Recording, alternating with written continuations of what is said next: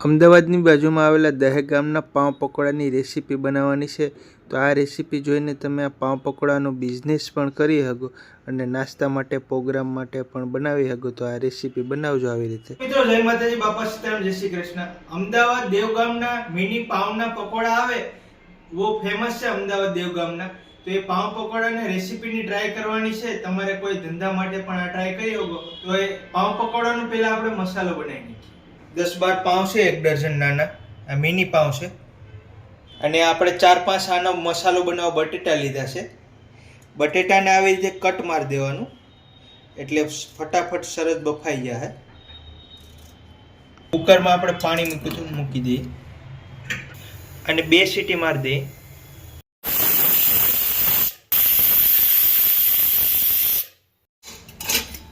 બટેટાનો મસાલો બનાવી નાખ્યા. લસણ, મરચાં, ધાણા આવું બધી નાખશું.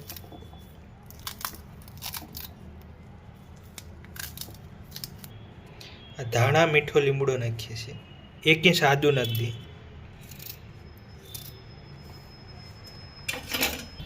અને પીસી નાખીએ બટેટાને.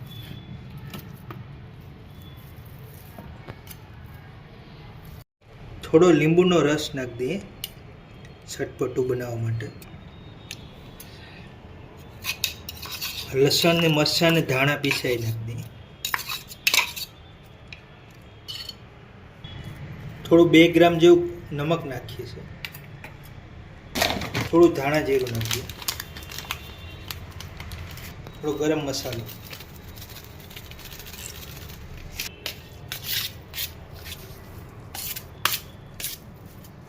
મસાલામાં બધું આવી ગયું છે. મિક્સ કરી દે એટલે તૈયાર થઈ જાય.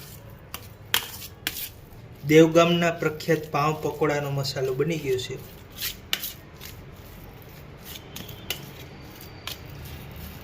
તમે પણ આવી રીતે આ મસાલો બનાવીને પાઉં પકોડા બનાવજો. બેકરીમાં આવા નાના પાઉં મળી જાય. પાઉંને આપણે આવી રીતે કટ મારી દેવાની. છેલ્લે સુધી નહીં મારવાની, એટલું બાકી રાખી દેવાનું. આવી રીતે કટ મારી દો બધાય પાઉં.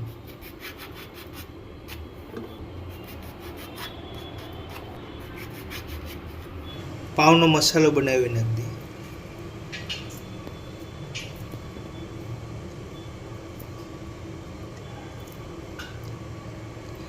આવી રીતે આપણે પાઉંનો મસાલો ભરી દેવો. બધાય પાઉંમાં આવી રીતે ભરી દેવું.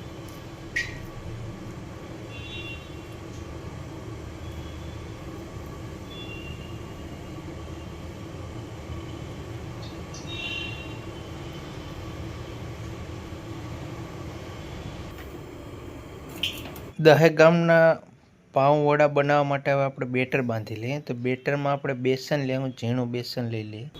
100 ગ્રામ બેસન લઈએ છે. બેસનને સારી દેવું આપણે. કોઈ પણ ભજીયાનું બેટર બાંધો તો લોટ સારી નાખો તો બેટર ફટાફટ સરસ બંધાઈ જાય. 100 ગ્રામ બેસન સારી. આ સોડા છે ખાવાના. 100 ગ્રામમાં 1 ગ્રામ જ નાખવાના છે. 1 ચપટી, 1 વધારે નહીં નાખવાના. બસ 1 ચપટી 1 ગ્રામ થઈ જાય. અને આ નમક છે. નમક આપણે 3 ગ્રામ નાખશું. તો 3 ગ્રામ નમક નાખ્યું છે. હવે બેટર બનાવી લઈએ.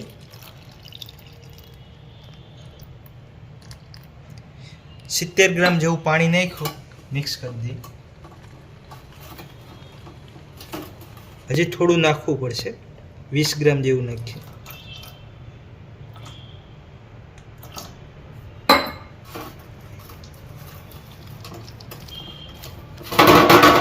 આ કન્ડિશનનું બેટર રાખવાનું, આનાથી પતલું નહીં રાખવાનું. આવી રીતે આપણે પાઉંને તળી નાખીએ છીએ.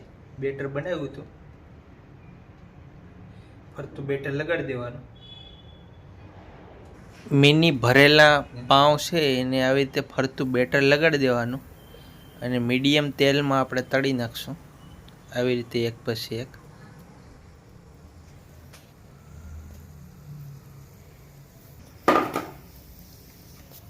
પાવને ઉલટું કરી દેવાનું.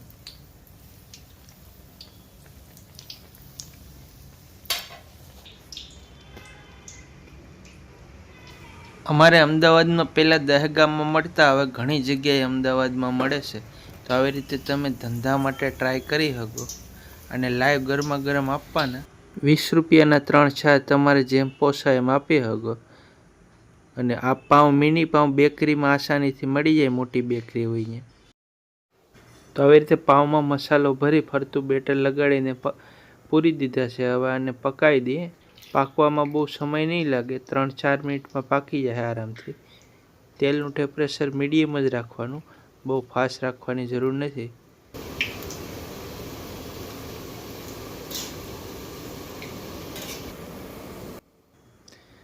અને આને હારે ખાવા માટે આપણે મરચાં તળી નાખીએ.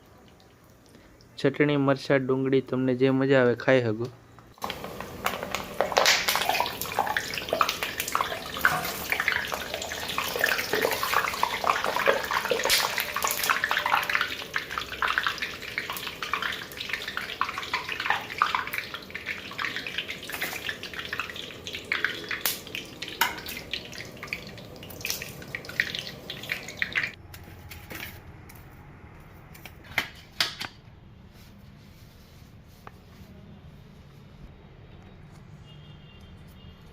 તો મિત્રો, જો આપણા દેવગામના પ્રખ્યાત પાઉં પકોડા બની ગયા છે. એ કટિંગ કરીને બતાવું છું.